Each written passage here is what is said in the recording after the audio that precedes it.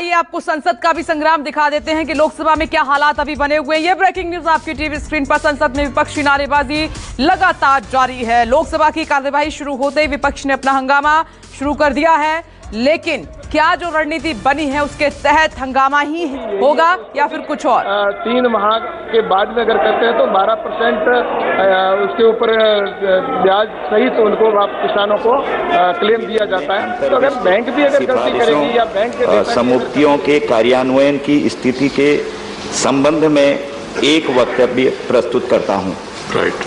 Notice received under 267 professor Ram Gopal Yadav ji, Vishambhar Prasad Nishad, Shri Sanjay Singh, Shri Sivadasan, Shri Ashok Siddharth, Shri Mallikarjun खड़गे, श्री केसी वेणुगोपाल, श्री विनय विश्वम, श्री सुकेन शेखर राय, श्री अलमारम करीम, श्री कि किसान को किसी प्रकार का नुकसान नहीं सहन करना पड़ेगा। ज्यादा हो नहीं दे सप्लीमेंट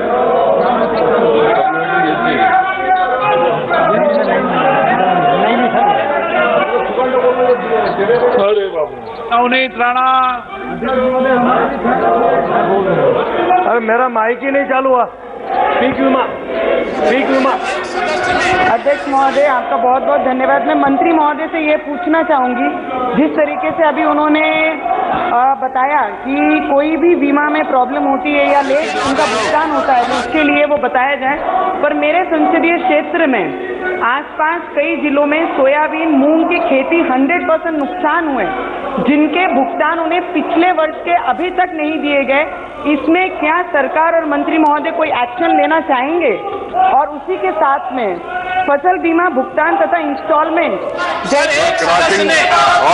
कंपनियों को देती है, सरकार ऐसी कोई सरकारी बीमा कंपनी बनाने पर विचार कर रही है जिससे सरकार के पैसे डायरेक्ट सरकारी बीमा कंपनियों में तथा बीमा कंपनी का कमीशन जो मिल रहा है वो डायरेक्ट किसानों को उसका लाभ हो और बीमा कंपनियों को उसका लाभ ना हो। जब किसान बीमा कंपनियों को पैसे देते हैं, छोटी मोटी किसान को उसका बहुत बड़ा नुकसान और बीमा कंपनियों को उसका बहुत बड़ा फायदा होता है।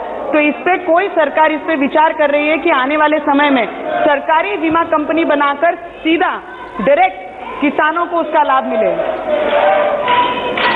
माननीय अध्यक्ष महोदय जी, जैसा इन्होंने क्लेम की बात की है, अगर किसी भी किसान का क्लेम है वो जो उसको जैसा कि बैंक है अगर देरी करेगी तो मैंने पहले पूरा जिक्र किया कि उसका अगर आपका प्रीमियम कहीं न कहीं राज्य सरकार के प्रीमियम की यहाँ पर जो उनकी हिस्सा राशि है वो अगर भारत सरकार को अवेलेबल हो जाएगी तो उसके बाद में भारत सरकार यहाँ आने के बाद में सिर्फ 2 या 5 दिन के अंदर ही अपने हिस्से का राशि जमा करवा के और किसान को क्लेम है वो उपलब्ध होता है।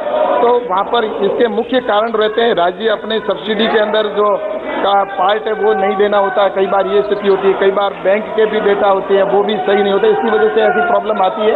लेकिन इसके लिए भारत सरकार हमेशा बीच में पहल करते हुए करती है। दूसरा, आपने जैसा सरकार को कंपनी बनाने का जिक्र किया है, तो सरकार का जो कंपनी बनाने का विचार है उसके अंदर वैसे राज्य सरकार अगर चाहे तो इसके अंदर प्रावधान है कि राज्य सरकार अपनी स्वयं की अगर कंपनी बनाना चाहे तो राज्य सरकार अपने इंश्योरेंस कंपनी कर सकती है। ये भारत सरकार की गाइडलाइन में भी है और राज्य सरकार इसके ऊपर कर सकती है।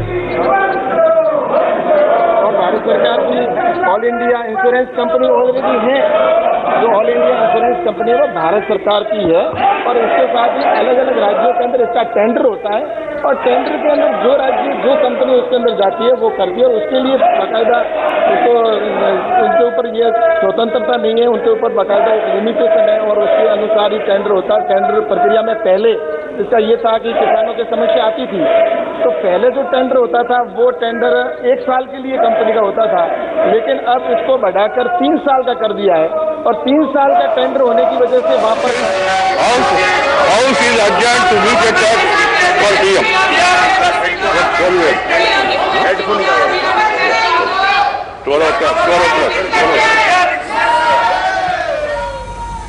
और ये बड़ी खबर, राज्यसभा की कार्यवाही को हंगामे के चलते स्थगित कर दिया गया है। इस वक्त की बड़ी खबर आपकी टीवी स्क्रीन पर। नमस्कार, मैं हूं मानक गुप्ता। अगर आपको हमारा ये वीडियो पसंद आया हो तो इसे लाइक और शेयर जरूर करें और हां, हमें सब्सक्राइब और फॉलो करना ना भूलें ताकि आप देश और दुनिया की कोई खबर मिस ना करें। तो जुड़े रहिए हमारे साथ और देखते रहिए न्यूज़ 24।